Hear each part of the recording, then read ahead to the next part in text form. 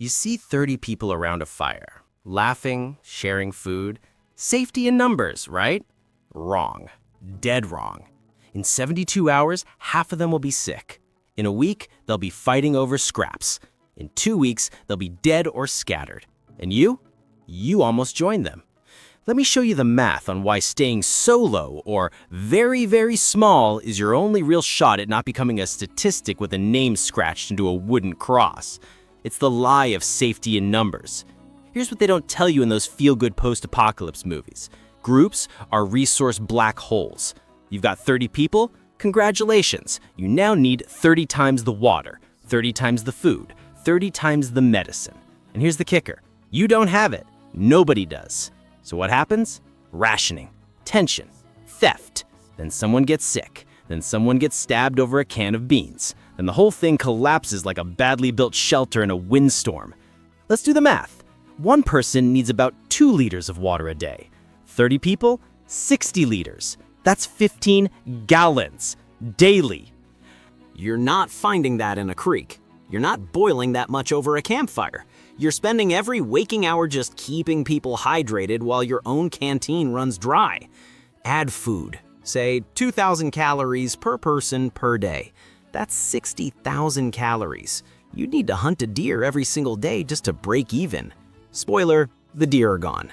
So are the squirrels. So is your patience. Groups eat themselves, literally. Then there's the noise problem, or as I call it, why you're a dinner bell. 30 people don't whisper, they cough, they argue, they snore, they cook, they exist loudly. And in a world where silence is survival, noise is a neon sign that says, free supplies here, come kill us. Sound travels. A campfire? Visible for miles. Voices? Audible across valleys. The smell of cooked food? It drifts. And every desperate scavenger, raider, or worse within a 10-mile radius is now heading your way. You've got 30 people to defend a perimeter you can't even see in the dark. You've got 2 guns, maybe 3. 4 people awake on guard duty. The rest are asleep, useless, and about to wake up to a machete. Solo, you're a ghost. You move quiet. You cook underground or not at all. You don't leave tracks. You're not worth the effort. Groups, they're worth the effort. They're always worth the effort. Finally, let's talk about the disease math, the exponential doom. One person gets sick in a group of 30. Let's say it's flu. Not the end of the world, right? Wrong. In close quarters, shared shelters, shared water sources, shared everything, that flu spreads to 5 people in 2 days, then 15, then everyone. Now you've got 30 sick people, 0 functional guards, and a camp that smells like death because 2 of them didn't make it and nobody had the strength to bury them. The math is called R0. It's how many people one sick person infects. In a tight group, R0 is 3, maybe 4. That's exponential. 1 becomes 4, 4 becomes 16, 16 becomes everyone. You don't have antibiotics. You don't have a hospital. You have dirt and hope doesn't cure dysentery. Solo, you get sick, you recover or you don't, but you don't take 29 people down with you. You're not a plague vector. You're just one fragile human doing your best not to die alone, which statistically is better than dying in a pile of other people's germs. Here's the ugly truth about survival. People are great, right up until the moment they're not. Picture this, a group of 30 people. You've got 30 different survival instincts, 30 different moral compasses, and 30 different breaking points. Someone is gonna snap. Someone is gonna steal. Someone will eventually decide that their kid's life is worth more than yours. And you know what? They're right. But that doesn't help you much when they're holding a knife to your throat for the last jar of peanut butter. The math here is simple probability. The more people you add, the higher the chance that one of them is a sociopath, a coward, or just desperate enough to do something you can't come back from. You can't vet 30 people. You can't watch 30 people. Let's be honest, you can barely trust one person. So why are you betting your life on 29 strangers? A small group, 2, maybe 3 people you'd literally die for and who'd die for you? That's a survival unit. That's manageable. 30? That's just a mob waiting for a reason to form. But let's say you solve the trust problem.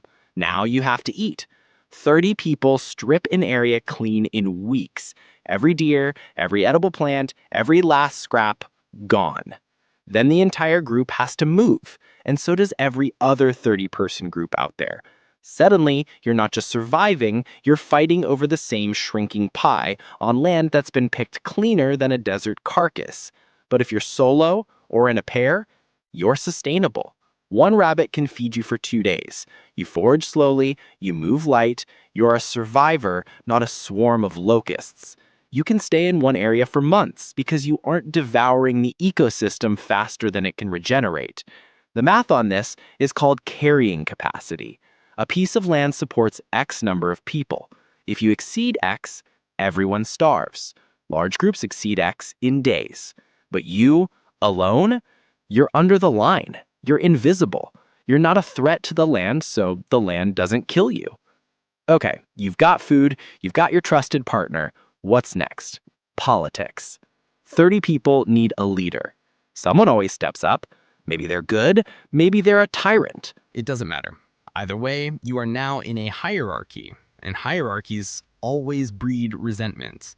Someone's taking the bigger share of the food. Someone's sleeping with someone else's partner. Before you know it, you've got factions, infighting, and then blood on the ground over who gets to be the captain of a sinking ship. But when you're solo, you're the leader, the worker, the guard, and the cook. You make every decision and you live with every consequence. There are no power struggles. There's no backstabbing. There's just you, the wasteland, and the cold, hard math. So if you have to have people, what's the optimal number? 2. 2 is ideal. 3 is pushing it. 4 is a crowd.